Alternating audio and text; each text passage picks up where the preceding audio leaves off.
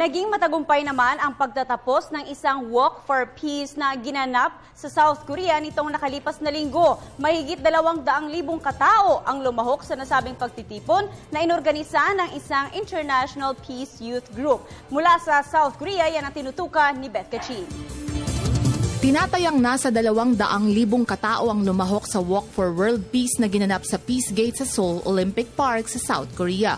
Ang Peace Walk na inorganisa ng International Peace Youth Group o IPYG ang nagsilbing hudyat ng pagtatapos ng matagumpay na World Alliance of Religions Peace Summit 2014. Matapos magbigay ng mensahe na naman Haley ng HWPL, Namhee Kim ng IWPG at Duyen Kim ng IPYG, sinimulan na ng mga dumalo na kinabibilangan ng grupo ng kababaihan, kabataan at participants ng WARP Summit ang paglalakad.